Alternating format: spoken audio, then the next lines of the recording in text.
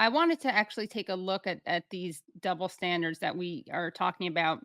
And I think they're pretty evident just in the way you have Joe Biden responding to Israel and Kamala Harris responding to Iran. So let's compare these two responses. So we have um, this is Biden's response to Israel's so-called limited incursion. Israel may be now launching a limited operation into Lebanon. Are you aware of that? Are you comfortable with their plans? I'm more aware than you might know, and I'm comfortable with them stopping. We should have a ceasefire now. Thank you.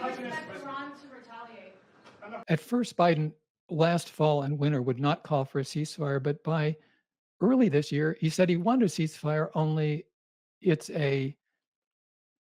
it's more than a pretense of being a fly on the wall. It's preposterous that he calls for ceasefire and keeps making a ceasefire impossible by shipping the weapons. So let's compare that to this clip of Kamala Harris' response to Iran. I'm clear-eyed. Iran is a destabilizing, dangerous force in the Middle East, and today's attack on Israel only further demonstrates that fact. Earlier today, I was in the Situation Room with President Biden and our national security team as we monitored the attack in real time and ensured that the protection of U.S. personnel in the region is paramount. I fully support President Biden's order for the U.S. military to shoot down Iranian missiles targeting Israel, just as we did in April.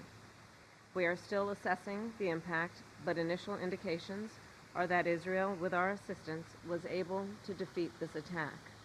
Our joint defenses have been effective, and this operation and successful cooperation saved many innocent lives. As I have said, I will always ensure Israel has the ability to defend itself against Iran and Iran-backed terrorist militias. My commitment to the security of Israel is unwavering. And let us be clear, Iran is not only a threat to Israel, Iran is also a threat to American personnel in the region, American interests, and innocent civilians across the region who suffer at the hands of Iran-based and backed terrorist proxies. We will never hesitate to take whatever action is necessary to defend U.S. forces and interests against Iran and Iran-backed terrorists. And we will continue to work with our allies and partners to disrupt Iran's aggressive behavior and hold them accountable. In terms of what Harris said, I like part of it when she said it was really good to shoot down the missiles that were headed towards potentially civilian areas. Problem is that if the U.S. government wants to shoot down missiles that are aiming towards or could be aiming towards civilians, for the last 51 weeks, they should have been shooting down their own missiles. I mean, it's just a ridiculous contradiction that the Israeli government has been terrorizing, maiming, killing so many civilians in Gaza, and yet this is, and of course she was reading the script, the pretense is, we have this value system involved that we're trying to fulfill as though there's a consistent through line, when actually it's,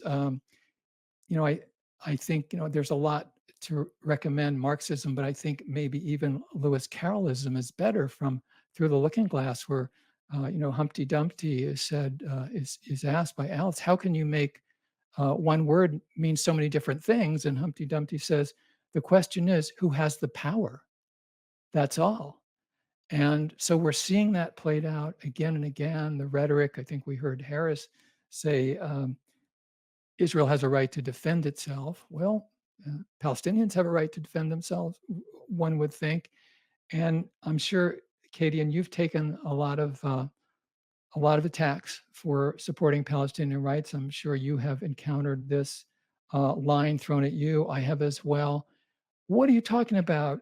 Israel has a right to exist. And that's a very common phrase, that if you criticize what the apartheid system, the war system of the Israeli government, that you're told, hey, you're not respecting or supporting Israel's right to exist. And my response at this point is, did the apartheid South African government have a right to exist? Right. And does the apartheid Israeli government have a right to exist? And I would say no. And we had Craig McIver on the show, who has talked about how Israel's right to self-defense is a double lie because, as he points out, Israel does not have the right to self-defense to defend itself against the people it's occupying. Palestinians do have the right to defend themselves. Now, of course, as is important distinction, that means that you can take up arms against combatants, not against civilians.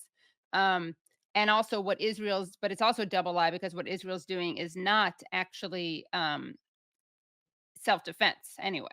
So they neither have it nor are they exercising it.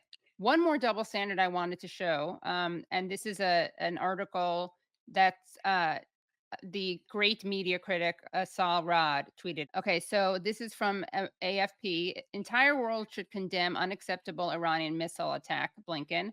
Iran's missile attack on Israel was, quote, totally unacceptable and should be condemned by the entire world, U.S. Secretary of State Antony Blinken said Tuesday. And by the way, that's the same Secretary of State who lied to Congress about Israel cutting off humanitarian aid.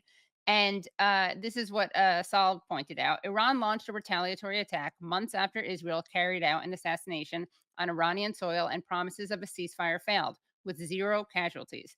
The U.S. is yet to condemn Israel's genocide because it's arming and funding it. Their hypocrisy is totally unacceptable. Here's a guy, Secretary of State, who's been traveling the globe for several years now, talking about a rules-based order. And he also has talked about it must never be that one country is just allowed to cross a border and invade another country. I mean, there's a personal level, which he was the chief of staff of the Senate Foreign Relations Committee in 2002 when Biden wielded the gavel, and they had in the middle of the summer these bogus hearings that would not allow testimony from people who questioned the plans to invade Iraq. So they have a long history, and it's not a personal issue. They just happen to be those individuals, but it's structural. It goes on again and again. So when Blinken talks about a quote rules-based order, as I say, he really is saying in his policy, we make the rules and we can break the rules. And that is what is, if you're looking for a consistency in US foreign policy, it is the consistency of that inconsistency. You write in your book related to rules based order verbiage about a rules based order presents a nice pose of wanting international relations without military aggression. A related pretense is that the United States only engages in warfare when impelled by the deeds of bad actors. But obviously, behind the scenes, U.S. officials like will quietly back Israel's military push against Hezbollah. Can you tell us more about, as you describe, Biden's talk without action, the way he talks the talk but doesn't walk the walk? Yeah, the pose is reluctance to engage in military attacks or anything like that. And I think it's a very useful PR one. I think of something that the military strategist long ago, von Clausewitz, said every conqueror is a lover of peace. And I think of that a lot when I hear Biden or Netanyahu talk when they use the standard language about they really want peace. And of course, Lyndon Johnson and Richard Nixon out of the White House said they wanted peace. So it's not a matter of a grain of salt. It's like a huge box of salt that would be necessary just to understand what they're really saying. It's an attitude that says we can blow smoke as much as we want, and the public, U.S. public, after all, USA has elements of democracy.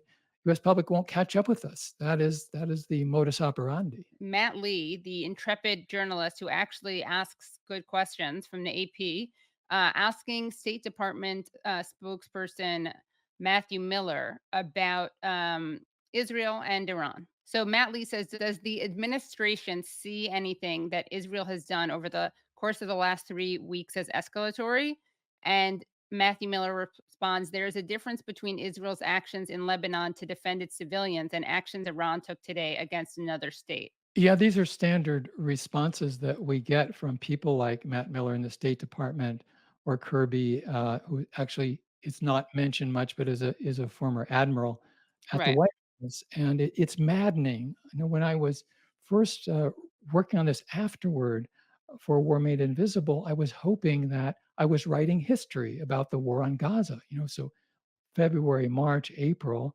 And I wasn't only writing history, the book is out in paperback and it's still going on. It's a war without end. And we might remember that endless war developed sort of a bad odor. It was something that presidents and candidates claimed they were going to stop, but it's been revived, and the sort of the camouflage of US wars are now back out in the open. Something that I was actually shocked got into the media at all was Leon Panetta's statement about this seems like forever ago, an eternity ago.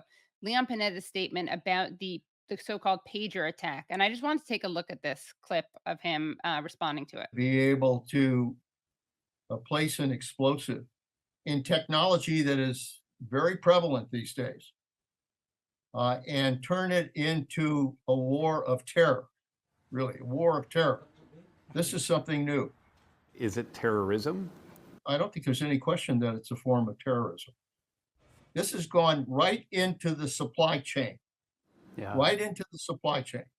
And when you have terror going into the supply chain, it makes people ask the question, what the hell is next? It sounds like you're genuinely worried. I am.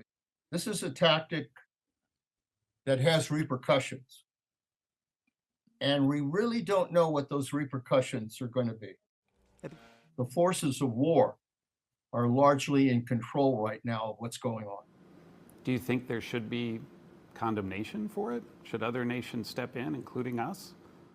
I think it's going to be very important for the nations of the world to have a serious discussion about whether or not this isn't an area that everybody has to focus on, because if they don't try to deal with it now, mark my word, it is the battlefield of the future. I think this is sort of a paradigm that happens not often enough, but does happen.